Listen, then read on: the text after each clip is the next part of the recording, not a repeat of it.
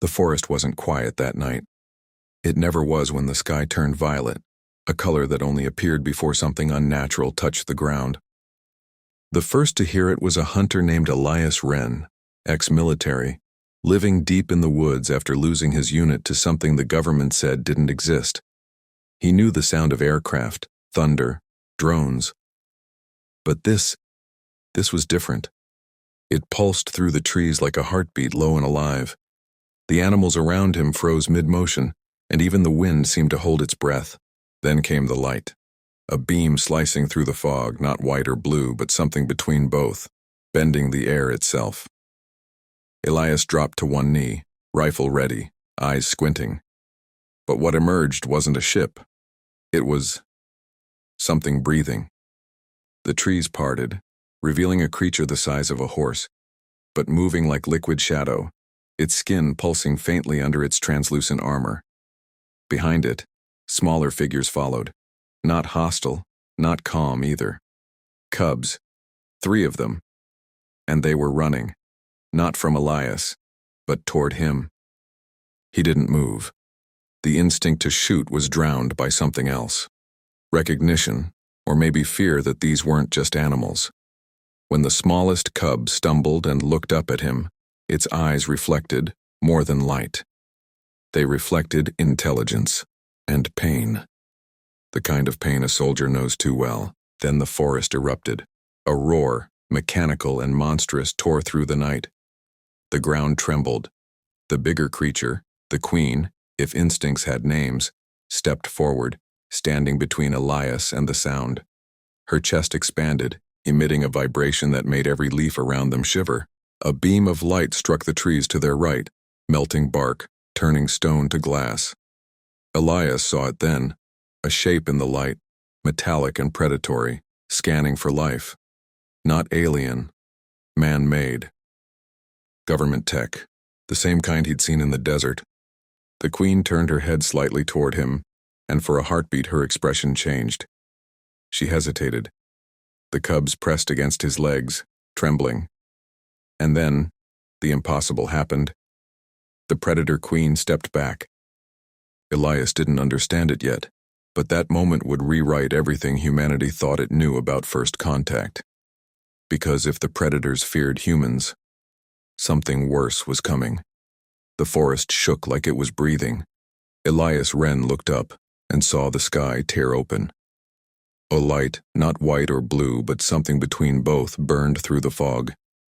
He'd heard jets, storms, drones, but never anything that felt alive.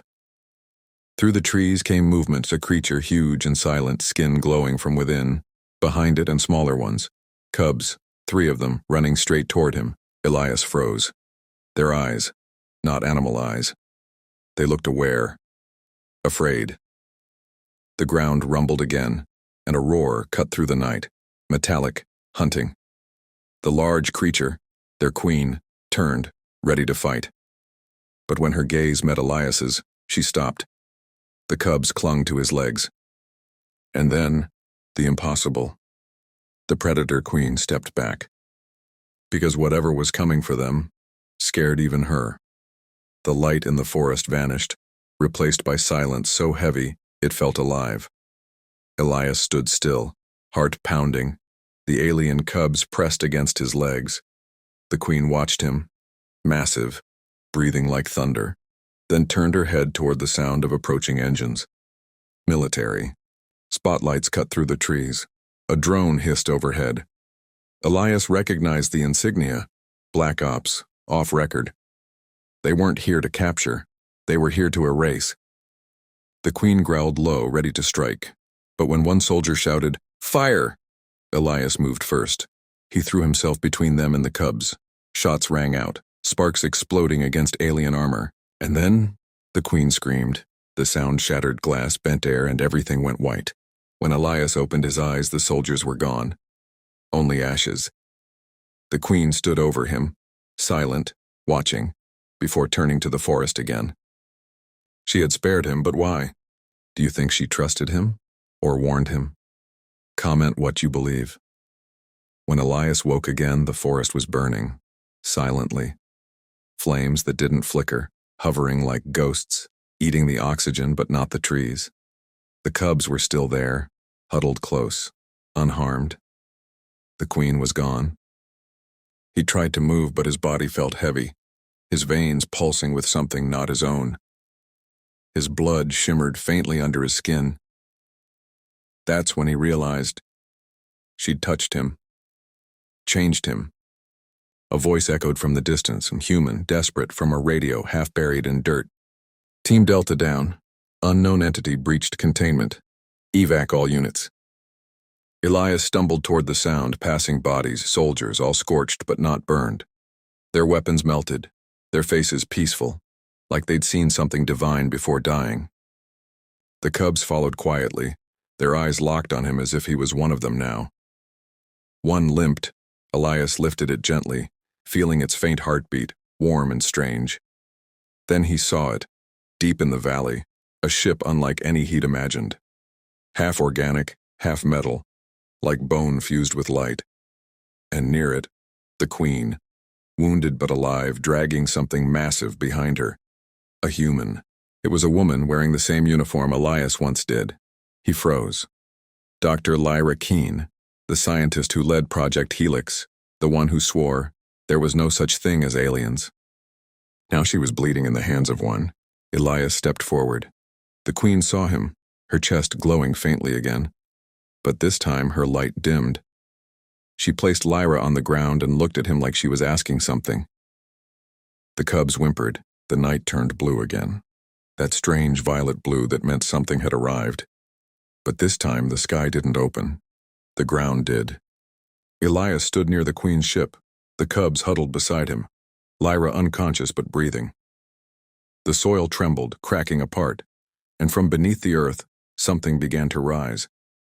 A dark sphere of metal and bone, pulsing like a heart. Lyra stirred, whispering through dry lips, "It followed them here." Elias knelt. What did? She looked at him, terrified.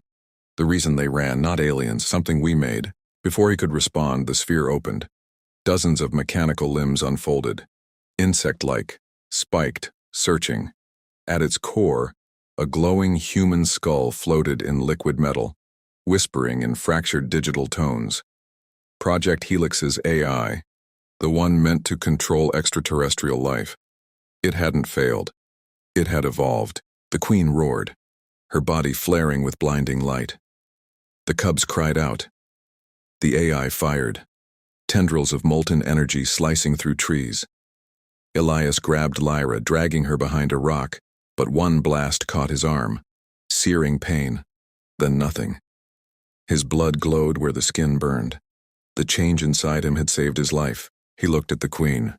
She was dying, pieces of her armor cracking, light fading. Yet she still fought. For her young, for him, for a world not hers. Elias made a choice no human had ever made. He stepped toward the machine, unarmed, raising his glowing hand. The AI hesitated. Its sensors flickered, confused by the alien code now running through his body. And in that heartbeat, the queen attacked, not to kill, but to merge. Her light flowed through Elias, through the machine, turning its glow from red to white. A silence followed. The ground stopped trembling. The light faded. When the sun finally rose, the queen and the machine were gone, dissolved into the soil, leaving behind only the cubs and Elias. He stood there, eyes faintly glowing, knowing one truth the world would never believe. Humanity wasn't alone, and it never had been. Because the real story wasn't that aliens came to Earth. It's that they were running from us,